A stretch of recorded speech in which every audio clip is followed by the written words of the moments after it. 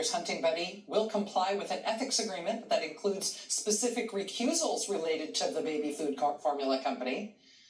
But you know, representing the baby formula company associated with a deadly bowel condition in premature infants is apparently what recommended him for Donald Trump to pick him among all other available choices as the person who should be in charge of human food safety for the United States of America. And so now, tonight, there he is.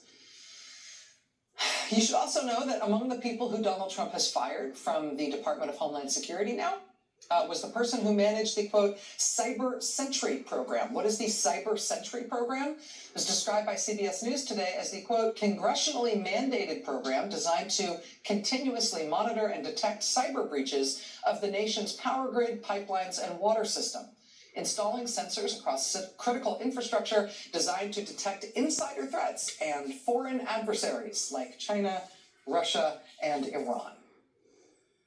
Because, yeah, who wants us to be protecting our pipelines, our power grid, and our water systems from cyber attacks?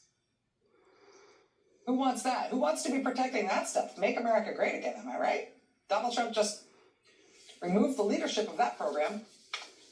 You should also know that Donald Trump has also just fired the government's foremost expert, the nation's, quote, national taxonomist of the specific pest that almost completely destroyed the Florida citrus industry just a few years ago in 2019. There is a guy in the US government who is the scientist in charge of making sure that pest doesn't again get into the United States to decimate Florida citrus trees. Just 6 years ago, that happened, and it reduced Florida's citrus industry to, quote, ghost groves.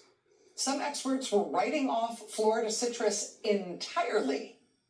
That was a multi-billion-dollar crisis in 2019. Donald Trump just fired the guy in charge of making sure it doesn't happen again.